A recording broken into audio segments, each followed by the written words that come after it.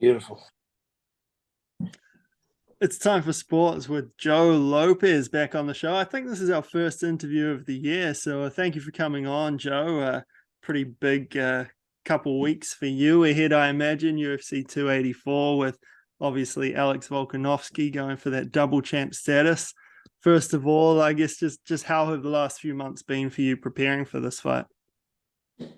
Yeah, well, it's been we've had no real break over Christmas, New Year. It was sort of lucky that Christmas and New Year and all that fell on a Sunday, so they were our rest days. But yeah, we've just been training, every day. So it's been good. Got a really strong bunch of guys here helping us with the camp. So it's all systems go. Probably should have introduced you properly as Alex Volkanovski's head coach from Freestyle MMA out in Wollongong. For those who might not know your face, they've probably seen you around, but might not know who you are exactly. You're always sort of behind the scenes kind of guy. Yeah. We have seen a little bit of talk online from Arman Tsarukyan, who said that your camp reached out to him to help prepare Volk for Islam Makhachev. Is that the case? Like, what was the conversations there? Look, we did ask him to come along. I reached out to a whole bunch of people. Islam's a formidable opponent. So, and he did quite well with him in his fight. And especially in the grappling exchanges, it was a very close fight. And I've met him a couple of times, and I knew him, so and I know his manager very well, so I reached out to him, and his actual BJJ coach reached out to Craig Jones and asked. He said, that he was interested in coming down, but nothing came of it. And there's only a few more weeks left, so I don't know whether he's going to come or not, but we haven't heard anything back. You haven't heard if he might be the backup fighter for if Islam or, God forbid, Volk can't make it to Perth? No, I haven't heard a thing about that. No, nobody's said anything about backup fighters to us, and they usually run it past both fighters whether they agree to it or not. We had the same when we backed up Islam and Charles. We had we had to get Charles said it was no worries, and Islam took a while to get back to us to say he didn't, he had no problem with Alex being the backup fighter. So All good. We haven't heard anything. All good. Well, just talking about Islam, he's been on a bit of a tear at lightweight ever since that first loss he had, I believe, only loss of his career. How has it been for you as a coach trying to work out ways where you can potentially get an advantage over a fighter like Islam? Well, like we do with any fight, Alex is a very hard puzzle to work out. So I'm always of the opinion they've got to worry about what we're doing. We know his strengths. We've broken. We've watched a lot of his tapes. We see what he's really good at. Where he capitalizes on his positions, and we've been doing tons of stuff on those on those positions, and hopefully come game time, all that hard work comes to fruition.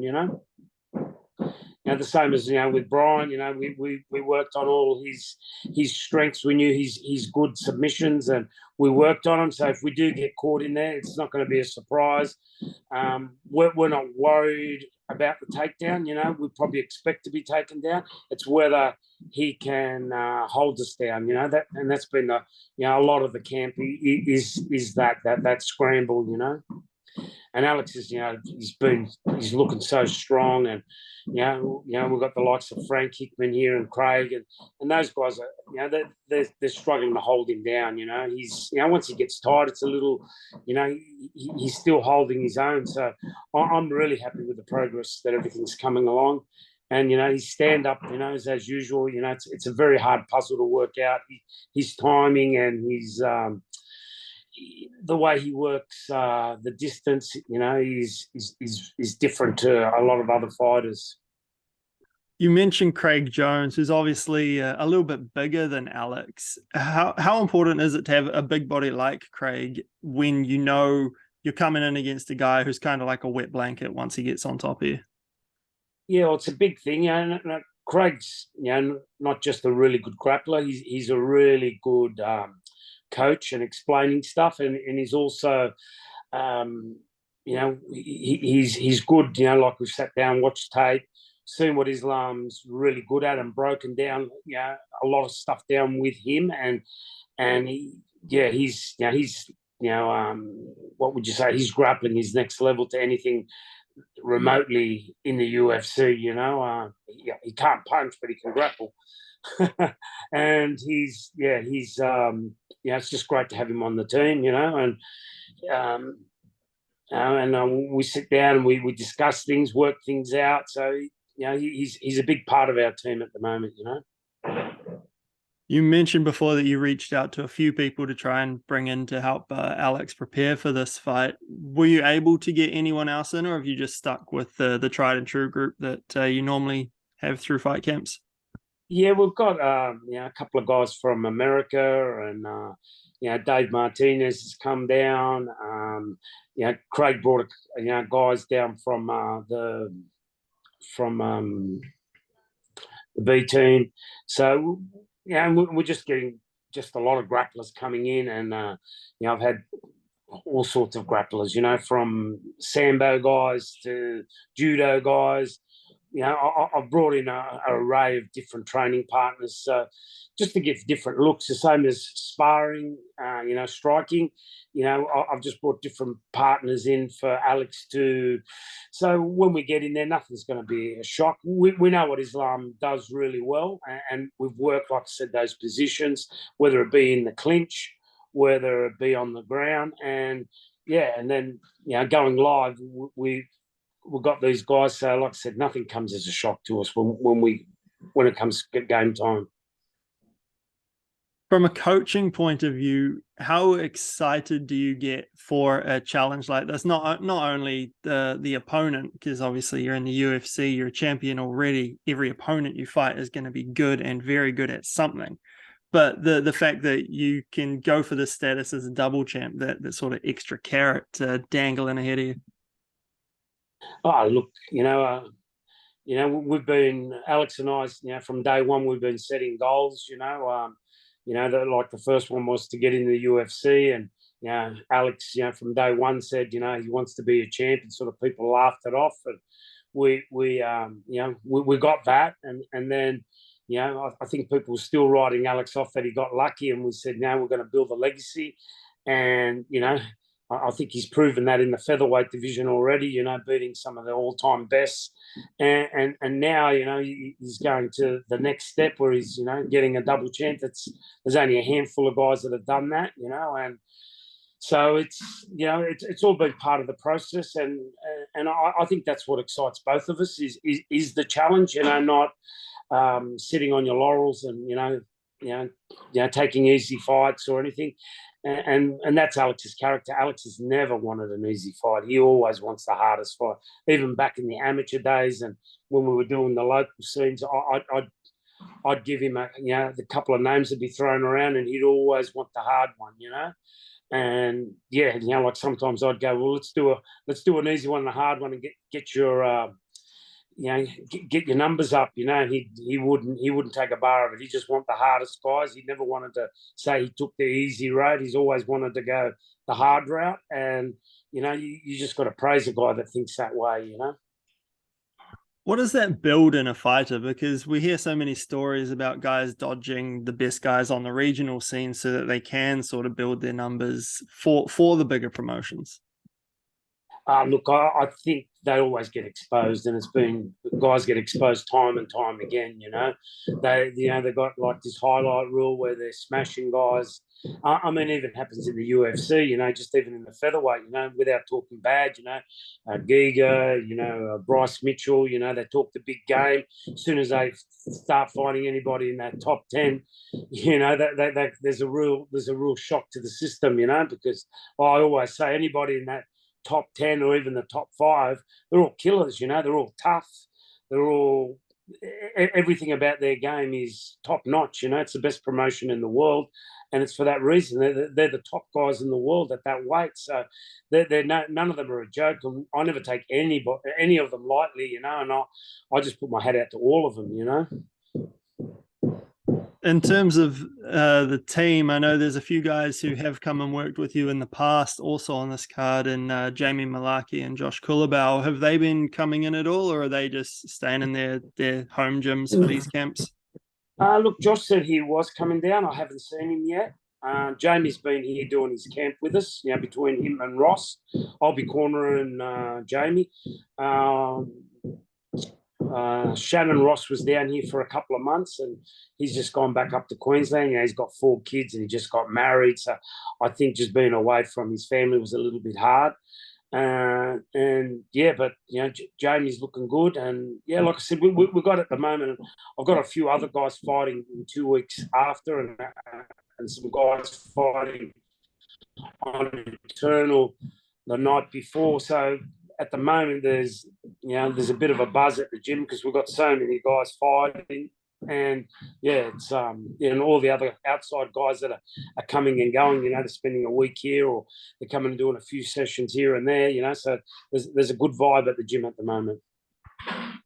How big an opportunity is that Eternal card the night before? Given I know in Auckland that at least one of the UFC matchmakers came to it because that was the night before the UFC Auckland event. Like, is there any, I guess, extra opportunity at this one being the night before the UFC, knowing who's in town? Yeah, well, look, Justin Van Heerden was supposed to fight, but he actually broke his foot. I wasn't supposed to say anything, but it's out now. Yeah, he broke his foot, so he's actually out. So I think they're looking for a replacement. But yeah, it's unfortunate that he's out. But he's headed to bigger things. He's made a vast improvement since he's joined our camp. From what would you call just a fighter on the scene. He's actually put himself out there in Contender Series. I think he had 4 fights last year, 4 wins, a few submissions there. He surprised a lot of people, and he's getting better and better. Unfortunately, in this game, you only have to make one little mistake and you're out, and unfortunately he broke some bones in his foot, and he's out for this one. Yeah, it's a bit of a shame for him because, like you said, he was on an absolute tear last year. I ran a poll at the end of the year for like the best sort of breakthrough fighter, and I had him included because I don't know if too many people on the regional scene had actually been aware of, the tear he had been on. Yeah, exactly. A lot of people are taking notice of him. Like I said, he puts the work in. He comes into the gym. And his improvements are second to none. But when you're working with the guys that are coming into our gym, you can only get better. Now we've got Jared's joined the team, Seb's joining the team now. We've got Chelsea Hackett here. Colby's always there in the mix. That kid's going to go places. His skill level, his determination and everything else. Second to none. And then I've got Amina. She's tougher than most of the blokes at the gym. She is one tough girl. You mentioned Chelsea Hackett. I was going to bring her up sort of later on, but she's getting an opportunity with the PFL this time around. Obviously, things didn't go her way on the Contender Series. She's been out a little while. How's the motivation for her, knowing that she's had that big break and is coming back for this opportunity on the Challenger Series? Yeah, well, she's taking it head on. She came down and did some training with us last year. Unfortunately, she's had a few injuries, but she's come over them, and the big improvement I've seen is in her wrestling and grappling game. She's really improved in her striking's always she's been a world champion, so you can't take anything away from her striking. And she's just she's really embraced the grappling and the wrestling, and that's where I see really big improvements in Chelsea. She's going to be one to look out for. Again, she's tough. That both those girls, her and Amina, when both of them go, they're both so competitive. You know, I have to go in there and like separate them because I don't want them to kill each other. We saw a video on the Instagram feed recently, a couple of days ago, of Frank Hickman back in the gym. Obviously, your favorite. Is that an actual rule in your gym? No country and Western music? No, it's just Frankie puts it on to upset me, and and it's just an in-house joke between us. You know, he deliberately puts it on. You know, but I'm really sort of fussy with the music. You know, some of these guys, and I like all genres of music. You know, but when guys are just putting on, you know, like the mumble rap, I don't mind mumble rap. But when you've got a playlist of just all mumble rap, it does my head in. You know, I like a variety, and that's what I say to the boys. I don't care what your playlist is. It's just got to be a variety of music. I don't want one thing. But country and western is out. We're a fighting gym. You've got to have music to, you know, to push you. No, fair enough. Fair enough. You should put a playlist together on Spotify and drop it so everyone knows what Joe's listening to at the gym. I do. You know, it's just look. You know, when I coach, I don't like music only because I don't like screaming. I scream anyway, but you know, the boys like to pump the music up, and then I have to talk louder and everything else. You know, and a lot of times I lose my voice. You know, they probably do it on purpose, so I do lose my voice. So a lot of the times they go, "Well, don't you like music?" I go, "Mate, I like music when I'm training, but I also, when I'm coaching, you know, I want them to hear what I'm saying." So these guys love to pump up the jam, and and then I have to pump up my voice, and then in the end, I lose my voice. I guess just back to UFC 284. How is it for yourself, you know, getting the opportunity to fight at home again for the first time in what, 3 or 4 years with Alex? Yeah, it's huge. I mean, it's really big for Australia to have, you know, the opportunity, and yeah, we're looking at, you know, putting on that show and making Australia proud. There's so many local athletes on this card as well. They're really stacking it of the local talent. Yeah, yeah, they are. It's I think there's only a couple of foreigners on the card. Everyone else is, you know, from Australia. So, and a couple of New Zealand guys. I think maybe one. I think Kai's out. So there's only Shane. Yeah, but that's all right. That's all right. At least we have some representation on there. Yeah, yeah. So, man, well, I guess just last of all, only just under a month now until the actual fight. How do the next few weeks look for you? Just same old, keep on going? Yeah, just grind, mate. Just the usual grind, you know. Nothing's changed. We're sticking to the same formula we've always done, you know, with our sessions. You know, it's obviously it's a lot more wrestling, grappling based, but you know, we're looking to bring the win back. You know, a lot of people ask me, they go, you know, how do you think you go? And I always go, oh, yeah, we're training to lose, you know, as a joke. You know, I go, well, we're going there to win. You know, that's our game. You know, and yeah, but that's our aim, and that's what we're going to do. We're going to bring that double belt. You know, we're going to keep it here in Australia. Sweet, man. Well, I'll leave it at that. Thank you very much for the time. Always a pleasure. And yeah, hope everything goes well when you get in the cage when Alex gets in the cage in Perth. All right. Well, thanks for having me on. And yeah, always a pleasure. Sweet, man. Thank you very much. Thank you. Bye.